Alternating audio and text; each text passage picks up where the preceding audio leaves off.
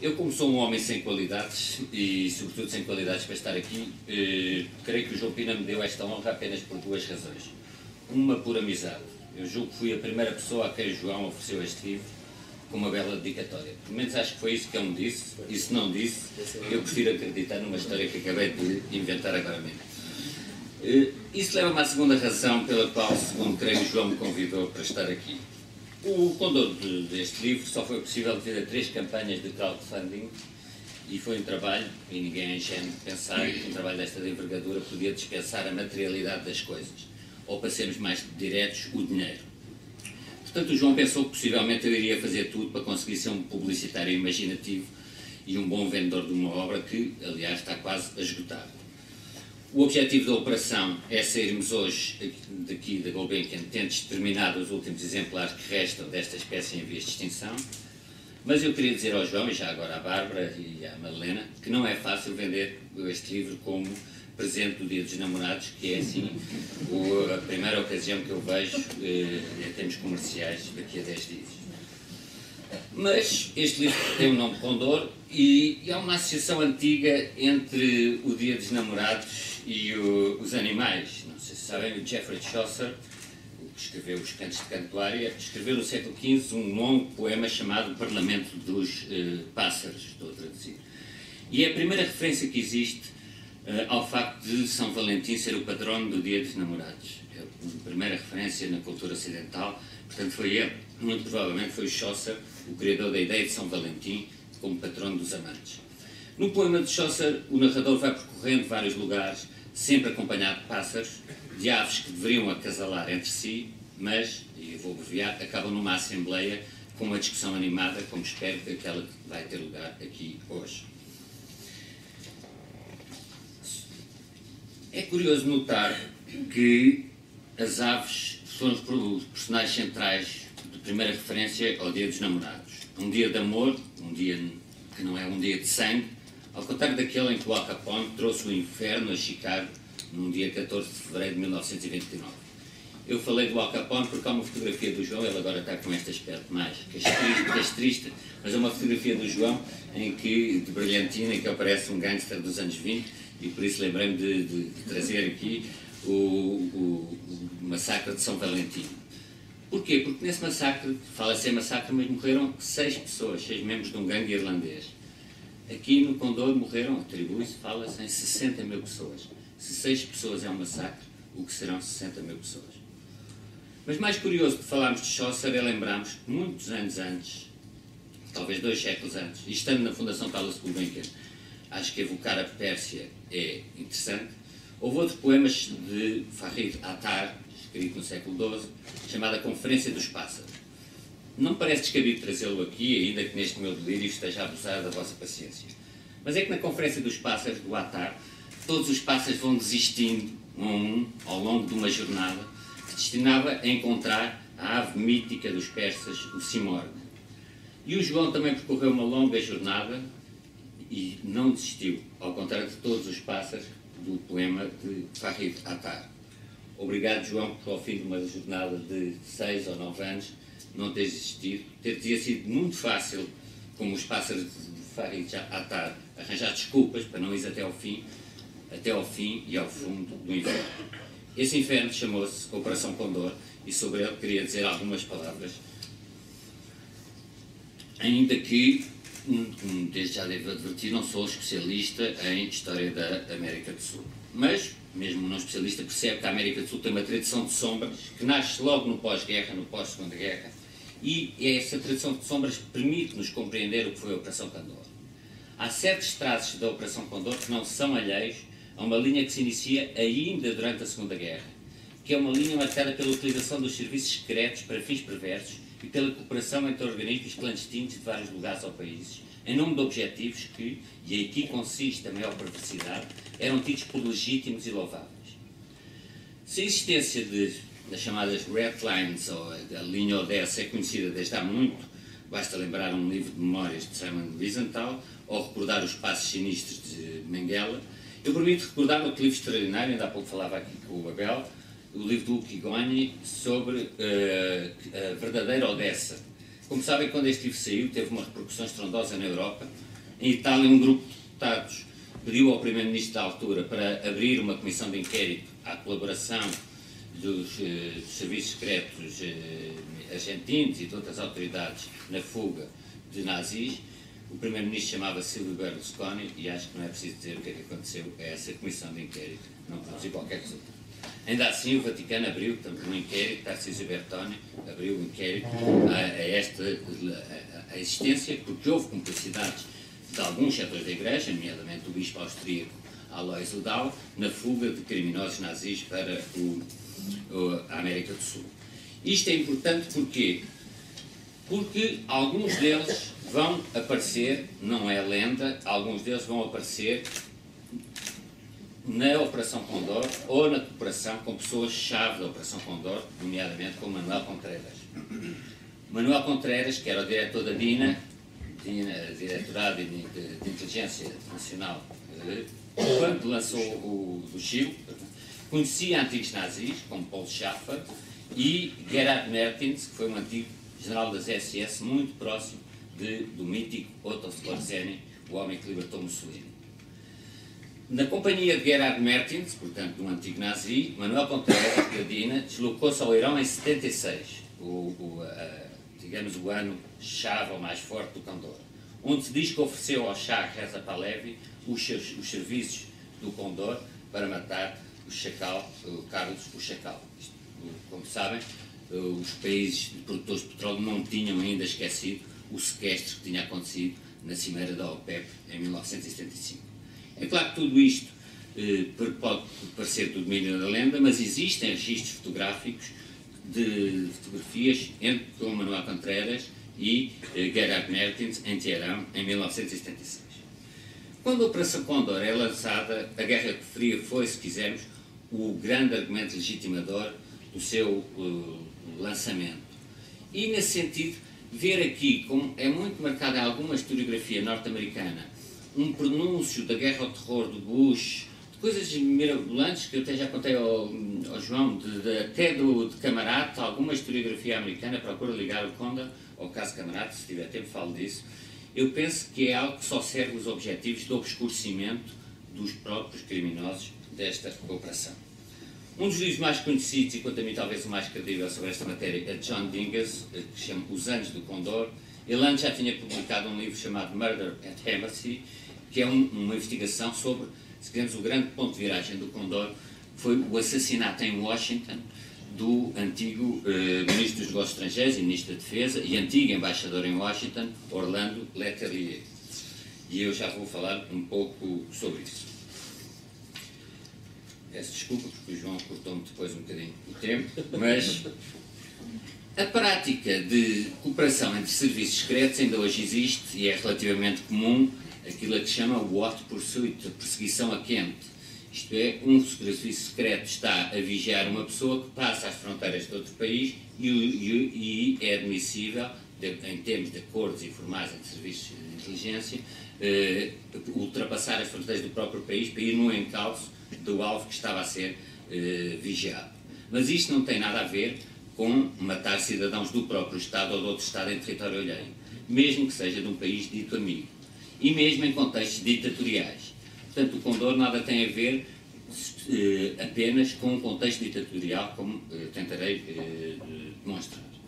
Basta recordarmos os problemas que a PIDE teve com o assassinato de Humberto Delgado. A seguir ao assassinato de Humberto Delgado, os problemas, e era um país franco, um país amigo. Ou mesmo os cuidados que Franco, pelo contrário, teve durante a guerra, quando vigiava secretamente Dom Juan de Bourbon e o seu círculo de amigos. Isto é, mesmo ditaduras amigas têm alguns cuidados na utilização dos serviços de inteligência. E esta cooperação foi firmada pelo Condor, já existia informalmente antes. E já vou referir quando é que o Condor foi criado, faz este ano precisamente 40 anos. Mas é um pouco um erro pensarmos que os 6 países que o integraram formavam uma espécie de bloco e que a afinidade ideológica e política por si só justificava o aparecimento do Condor. Se quisermos, o que havia, mais do que uma união pela positiva, era uma união pela negativa, isto é, por uma inimizade comum, por uma inimizade partilhada. Estes 6 países tinham inimigos comuns. Agora, o grau de envolvimento de cada um deles, como vamos ver, foi bastante diferente. Mas há 2 fatores que, quanto a mim, contribuíram decisivamente para o avanço desta operação. Por um lado, do ponto de vista geográfico, havia uma continuidade territorial perfeita. Todos os países integrantes partilhavam fronteiras, isto é, não havia hiatos ao espaço em branco em termos geográficos. Isto é, não havia territórios não alinhados com uma operação desta natureza. Por outro lado, por razões históricas, havia uma convergência que, mais do que ideológica, de direita ou de extrema-direita, o que quisermos, era uma convergência de ditaduras. Ainda que a gênese de cada uma dessas ditaduras variasse muito, desde o Paraguai de 54 ao Uruguai em 73. Portanto, o nascimento de cada uma delas variou, o Brasil em 64, a Bolívia em 71, mas o nascimento de cada uma delas variou muito. Agora, eram ditaduras mais do que a convergência puramente ideológica, eram ditaduras que estavam empenhadas em passar para uma fase mais intensa de cooperação em matéria de combate a uma ameaça. Isto é, o Condor é uma operação montada, além de reacionária, é reativa a uma ameaça que era a formação de uma internacional que já se estava, de certa forma, em gestação, sob a égide da Junta de Coordenação Revolucionária.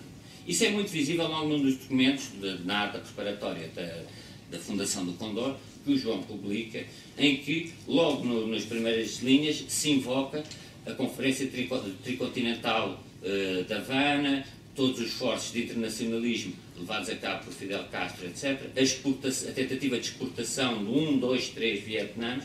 Portanto, todos aqueles países sentiram que havia uma espécie de ameaça que justificou o quê? Justificou que se reunissem sob a inspiração e sob a convocatória de Manuel Contreras, num dia muito curioso e histórico para Portugal, num dia 25 de novembro de 1975, enquanto em Lisboa havia uma revolução, ou o que quiserem, nesse mesmo dia, pela manhã, representantes de serviços secretos juntaram-se na Academia Militar de Santiago do Chile e estabeleceram um protocolo de cooperação. Já vamos ver quais estabeleceram e o que é que estabeleceram. Há quem coloque a hipótese de próprio Pinochet ter estado na sessão de boas-vindas. Mas os documentos que existem, e aquele também que o João publica, não permitem confirmá-lo. De qualquer forma, é relativamente indiferente, porque estando o Manuel Contreras, o diretor da DINA, estava o Pinochet, portanto, para a verdade histórica é algo irrelevante. O que levou aqueles homens ali foram, como disse, a afinidade ideológica e uma afinidade de ditaduras e de regimes, embora isso não explique tudo, como é evidente.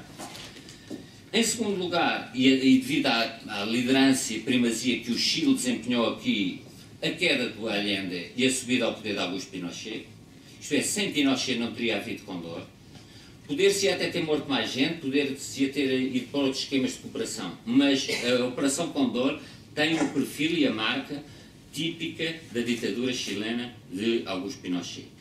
Isto não é, a ditadura brasileira dificilmente teria posto em prática, não significa que fosse mais benévola, não é isso que está em causa e entendamos-nos e sejamos muito claros. O que significa é que o perfil da ditadura brasileira era diferente do da chilena e, portanto, houve aqui, se quisermos, uma conjugação muito negativa, como é evidente, uma conjugação que teve muito a ver com a subida ao poder de Augusto Pinochet. Em terceiro lugar, havia um sentimento de um inimigo transnacional e que esse movimento transnacional de inimizade, a resposta tinha que ser também transnacional. E realmente havia. Isto leva-nos ao quarto e último ponto. E houve, de facto, um aumento da guerrilha urbana e houve realmente um aumento se quisermos, para estas ditaduras, da ameaça que representava Cuba e sobretudo, o facto de até a imagem de Che Guevara estar a conquistar a simpatia das opiniões públicas e da juventude na Europa. Portanto, eram países que se sentiam de tal forma ameaçados que acharam que o esquema de cooperação casuística devia ser substituído por uma forma mais sistemática, mais permanente e mais atuante, assente em 3 fases. E isto é muito importante, as 3 fases do Condor. A primeira fase era uma estrutura de partilha e troca de informações sobre as organizações ditas subversivas. E aqui Contreras invoca expressamente o exemplo da Interpol. Portanto, a primeira fase era mera troca de informações. A segunda fase, ou se quisermos a segunda dimensão do Condor, implicava já atividades de natureza operacional, mas levadas a cabo no interior do território dos 6 países. Portanto, quando se fala em natureza operacional, é um eufemismo para dizer assassinatos. Mas assassinatos dentro, nesta segunda fase, ainda estamos dentro do Cone Sul. Aliás, já tinham ocorrido antes deste encontro de 25 de novembro, numa operação conjunta do Paraguai, do Chile e da Argentina, tinham sido capturados no Paraguai um argentino e um chileno, que estavam a recrutar militantes para a Junta de Coordenação Revolucionária. E foram capturados no Paraguai e as polícias chilena e argentina foram lá buscá-los. Estiveram lá 3 meses com eles, em interrogatórios, no Paraguai, e depois levaram-nos para os seus países com o conhecimento da CIA. E, cerca de um ano antes desta reunião de 1975, já tinha sido assassinado em Buenos Aires o vice-presidente do Chile, o general Carlos Prates. Agora, a terceira e última fase do plano, mais, se quisermos, mais negra, foi proposta por Manuel Contreras aos seus colegas. Diz, mas isto é tudo um pouco brumoso, que alguns terão ficado, alguns países terão ficado um pouco espantados, envolvia já a atividade operacional fora do Cone Sul, fora dos 6 países envolvidos. E, portanto, a ida para o estrangeiro. Quando eu digo estrangeiro, é fora dos 6 países do Cone Sul. O Chile assumiu a liderança do projeto e dispôs mesmo de financiá-lo nos seus aspectos operacionais, porque um dos aspectos operacionais da fase 1 da troca de informações foi a criação de uma Condortel, que era uma rede de rádio, de comunicações rádio entre estes países. Em todo o caso, seria em 76, com a chegada de Videla ao poder na Argentina, que o Condor ganharia mais intensidade. Se quisermos, os tempos iniciais do Condor, que formalmente começam em 75 e vão a 76, 77, são tempos chilenos. Os tempos finais, menos ostensivos, menos visíveis, são tempos mais marcadamente argentinos. Estou a fazer uma simplificação um pouco grosseira, mas basicamente é isto. Nesta conferência de 25 de novembro, nesta conferência secreta de 25 de novembro, e isto é aquilo que eu disse, que todas as ditaduras, o grau de empenho e de envolvimento foi diferente, o Brasil, por exemplo, participou com o Estatuto Observador e não assinou a ata final sequer. O nome Condor, de onde é que surge? Surge, segundo se diz, também isto é, segundo se diz, de uma proposta do número 2 da delegação do Uruguai, que achou por bem homenagear o país anfitrião, o Chile, a ave nacional, e chamar este plano Condor. Encerrada esta conferência de aves de rapina, passou-se à ação. Estabeleceu-se desde logo o Condortel e iniciaram-se alguns sequestros, raptos, etc., de cidadãos destes países, fora dos seus países de origem, portanto, chilenos no Paraguai, etc. Quanto à contabilidade das vítimas, ainda há pouco falei isso com o Abel, e penso que o Abel concordou comigo. Atribuir 60 mil pessoas ao Condor, a coisa é relativamente irrelevante do ponto de vista da contabilidade histórica, mas do ponto de vista de verdade judicial, nunca se saberá ao certo quantas pessoas o Condor matou. Nunca se saberá ao certo, porque era uma operação secreta, isto é, não terão sido 60 mil, podem não ter sido 60 mil, nós temos que saber, 60 mil são os números das ditaduras, mas também não foram 6 ou 7 pessoas. Porquê? Porque quantas pessoas terão morrido devido à troca de informações, se quisermos ao back-office da fase 1, que era uma mera troca de informações? É impossível saber. É impossível saber quantas pessoas. Portanto, fazer a contabilidade do Condor desligando da contabilidade dos mortos, quando eu digo contabilidade, não é obviamente com este tipo pejorativo, fazer a contagem dos mortos do Condor não é fácil e não é muito difícil. Não é muito possível, se quisermos. Quanto à questão do envolvimento dos Estados Unidos, que é uma questão recorrentemente trabalhada na historiografia do hemisfério norte. Eu, falando com o João, disse-lhe um pouco, eu tenho alguma crítica em alguma historiografia que é muito ocidentalista e procura concentrar grande parte, por exemplo, este livro da Patricia McSherry, é um livro que procura concentrar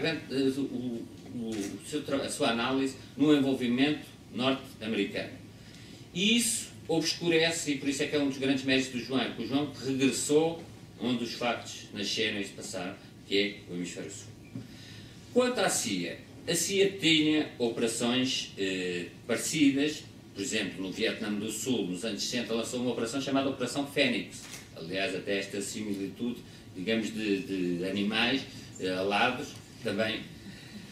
Quanto ao conhecimento, o que a documentação prova, e prova inequivocamente, é que a CIA teve conhecimento pelo menos um mês ou dois depois da conferência. Há quem diga que teve antes, e é possível que tenha tido antes. O que se também pode dizer é que a CIA incentivou, também é documentalmente provado, que a CIA incentivou os países a coordenarem os seus esforços. Agora, o que não está documentalmente provado é que a CIA tenha dado apoio logístico ou financeiro ao Condor. Fala-se também muito nos franceses. Nos franceses que tinham estado na Indochina e na Argélia. Não há uma ligação direta. O Paulo Ossores, por exemplo, ministrou técnicas de criminoso, como é evidente, ministrou técnicas de interrogatório em Manaus. Mas não há provas de uma ligação direta à Operação Condor. Agora, toda esta gente, CIA, ex-operacionais da OAS, etc., estava no local de cultura e ministrou, direta ou indiretamente, fazia a doutrina de segurança nacional, era independente, não conseguimos destacá-la, se quisermos, deste papel que os Estados Unidos tiveram. Mas há um ponto de viragem complexo, que é 1976, em setembro de 76, o Condor mata uma pessoa no centro de Washington. Foi a primeira carro armadilhado, a primeira carro-bomba na história dos Estados Unidos. E não só mata Orlando Letelier, o Orlando Letelier tinha conseguido infligir 2 golpes muito duros ao Chile.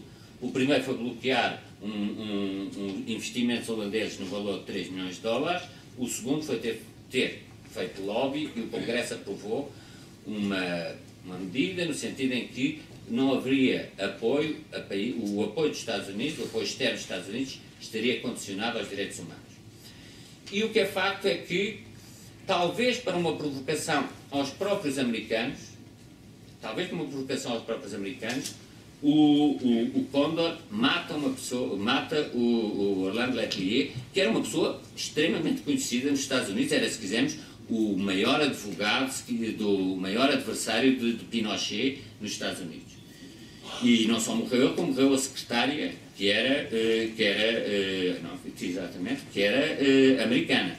O marido ia no carro, o marido da secretária ia no carro, sobreviveu, acusou logo a Dina chilena, e uma investigação do FBI deu conta disso. O que é facto é que aí os funcionários do Departamento de Estado entram um pouco em ebulição. E há um telegrama secreto e urgente que o Kissinger envia a todos os embaixadores americanos no Chile, na Argentina e no Uruguai, dando-lhes instruções precisas para dizerem aos governos desses países que, eu vou citar numa tradução muito má, a prática de assassinatos dentro e fora do espaço dos países membros do Condor, portanto o Kissinger reconhece que existia o Condor, reveste das mais graves implicações, pois pelo que iremos defrontá-las de forma firme e imediata.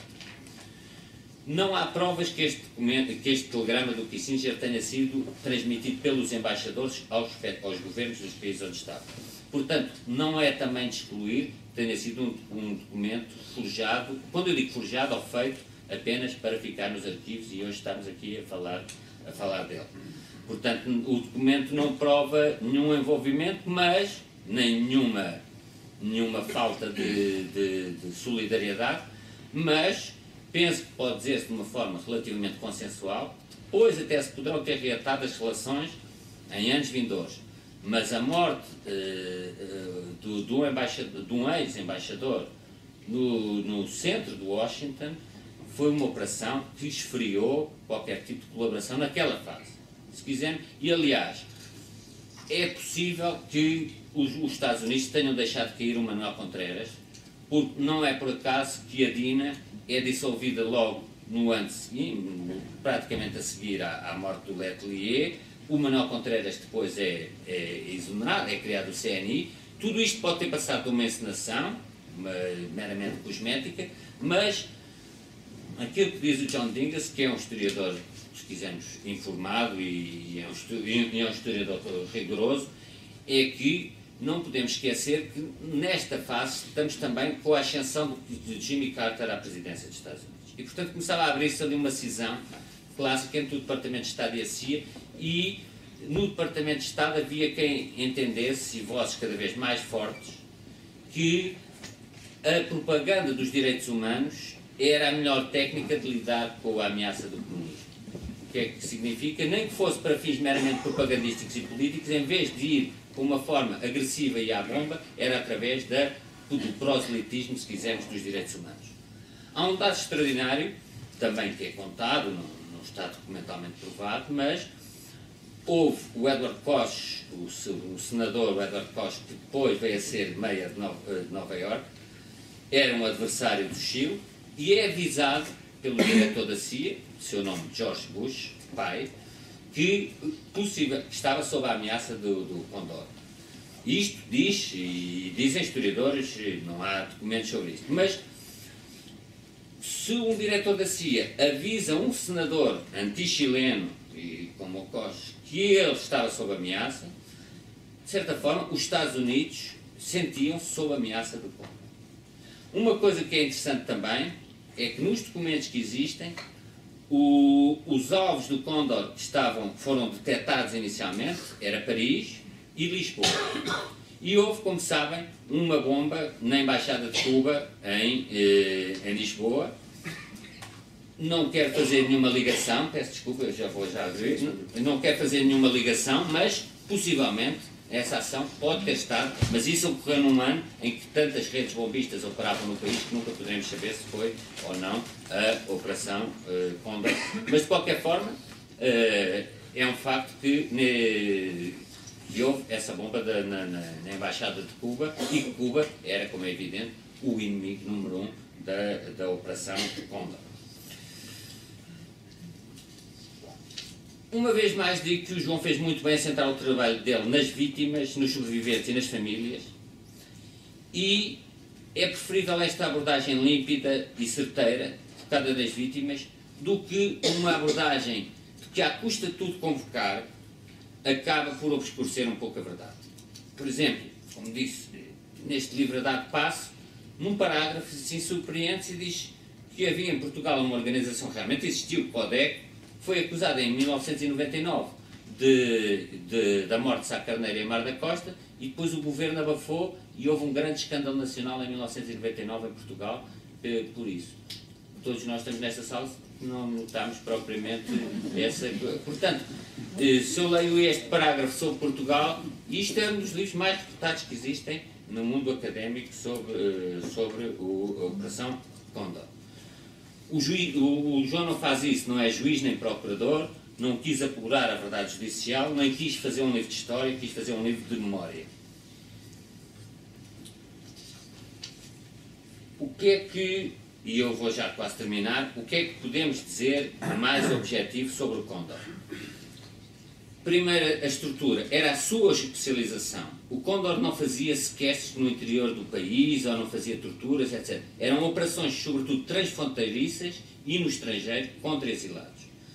A repressão, o pau de arara que existe no Brasil, sobre isso podem ler um livro sobre o Sérgio Fleury, chamado Autópsia do Medo, um livro extraordinário, e isso não estava diretamente atribuído ao Condor. No interior da DINA chilena havia um departamento próprio para tratar disto. Na Argentina, o Batalhão 601, que atuava os serviços secretos militares, tinha um departamento especial para tratar disto, chamada Força Extraterritorial. Portanto, havia uma especialização do Condor. Segunda característica, o seu caráter transnacional. Terceira, uma escolha precisa e seletiva de alvos.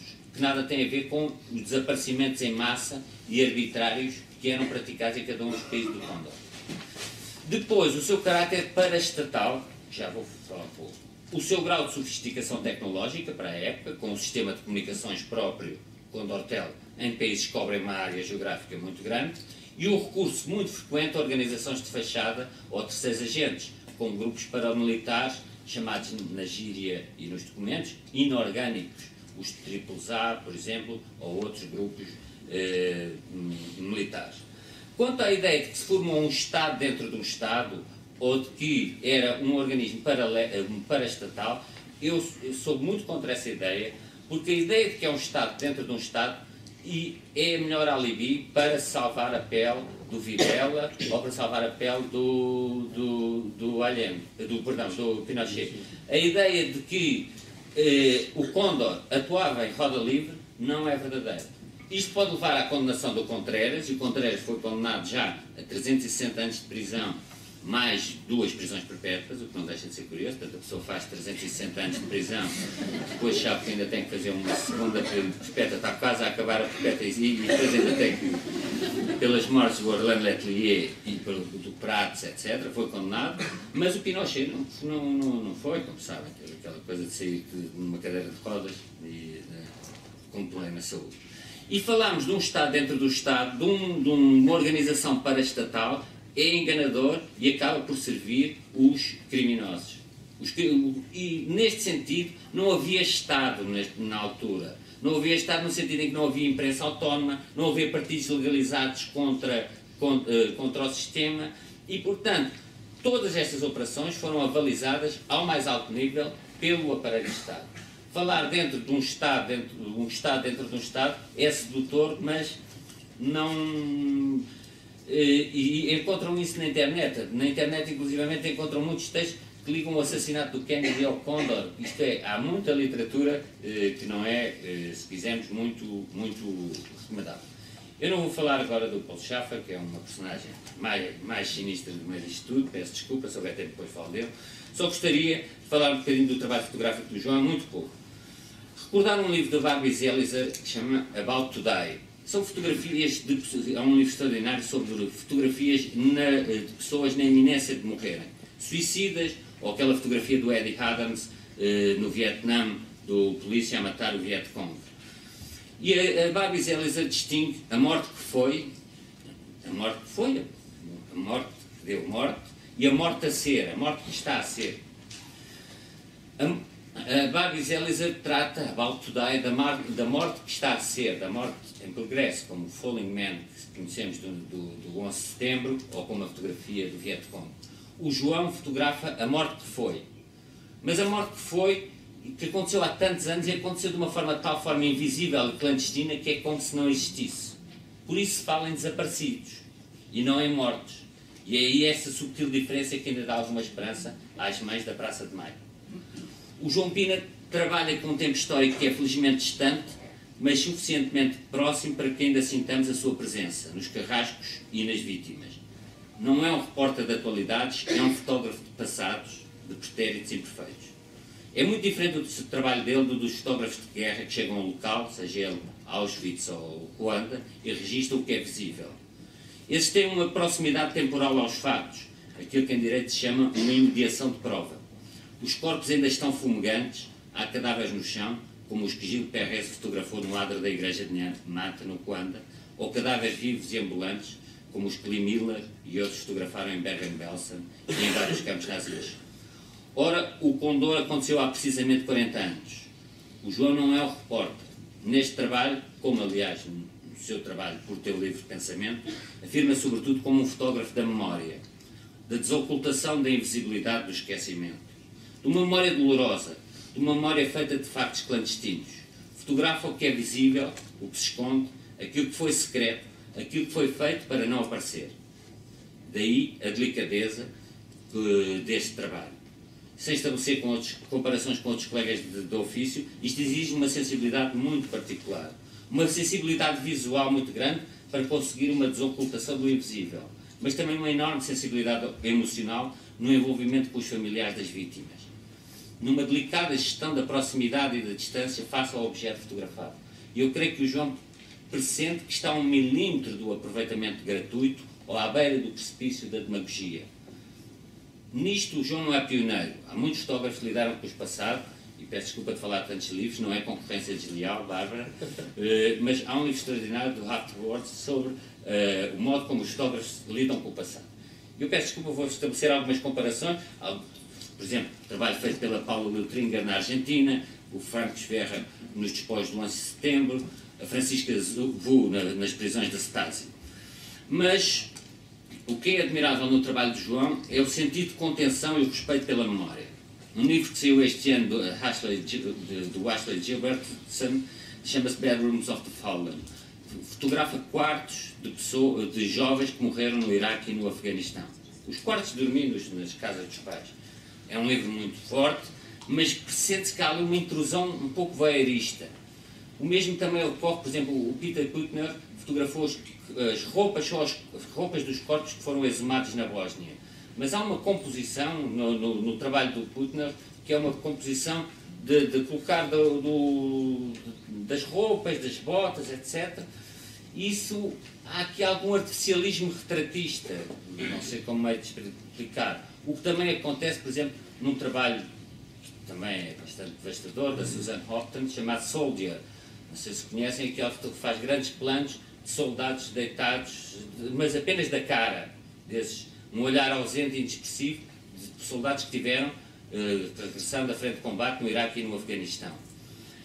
Noutros casos, as fotografias são quase conceptuais. Por exemplo, na obra de Rafael Dalla Porta, estou quase a acabar, fotografou o exterior de vivendas ou de casas onde tinham acontecido casos de escravatura sexual de mulheres. Nós só percebemos, as casas são iguais a todas as outras, e é isso que ele quer mostrar, realmente, essa banalidade do mal, peço desculpa pelo chavão, essa continuidade, são nossos vizinhos. Mas a fotografia só vive porque tem uma legenda de dizer aqui morava o predador sexual, tal e tal. Há casos que chegamos a um conceptualismo extremo, por exemplo, o trabalho da Susan Evans sobre o 11 de setembro, são folhas pretas, A4, com a branco as diferentes fases queda do voo 175, queda do voo no Pentágono. Ela limita-se a fotografar folhas de papel para evocar o 11 de setembro. Tudo é legítimo, mas em contraste o trabalho do João é muito linear e direto, muito chão e simples. A sua abordagem é militante, mas essa militância não contamina a objetividade. Se quisermos, o comprometimento político do João com a denúncia dos crimes está na escolha do tema e fica por aí. Não entra na busca de efeitos, de artifícios, para aumentar o impacto das suas imagens. É, se quisermos, um artesão sem artificialismos. O nome de Chaucer, por onde comecei, o poeta por onde comecei, vem de chausseur, sapateiro. De certa forma, o João é um sapateiro, um artesão, tem a paciência ocasional de um artesão. Mas podemos fazer também variações sobre chausseur e chasseur. O João é também um caçador de imagem. Ele tem as duas qualidades, que é, se quisermos, a paciência, a maturidade para ter a paciência da demora do instante exato, mas também o instinto, se quisermos, letal do caçador quando capta aquilo que quer. Nunca perdeu o teimoso instinto da justiça e, por isso, hoje estamos aqui. Termino dizendo que no poema de Farid Hattar, poema persa, A Conferência dos Pássaros, uma ave diz a dar passo: enquanto não morrermos para nós próprios, enquanto não nos identificarmos com alguém ou com alguma coisa, jamais seremos livres. O João Pina, não sei se morreu por ele próprio, mas durante 9 anos identificou-se com alguém e com alguma coisa. Identificou-se com as vítimas da Operação Condor e com o operativo de lhes fazer justiça, dando-lhes a palavra pela imagem. Com isso, conquistou para si a liberdade. Nos julgamentos do Condor, os acusados escondiam os rostos. No fundo, não eram livres, mesmo antes sequer de terem sido condenados. Não eram livres porque estavam condenados pela história e aprisionados pela memória, por uma vergonhosa memória. O João, pelo contrário, goza a liberdade. Eu conheci-o com brilhantina e hoje está castrista, move-se pelo mundo inteiro, não tem sequer problemas em se deixar fotografar como se fosse um gangster dos anos 20. Sendo um homem livre e do mundo, com a consciência limpa de quem cumpriu um dever, só resta a nós desejar, continua a voar tão alto como o Condor dos Andes. Muito obrigado.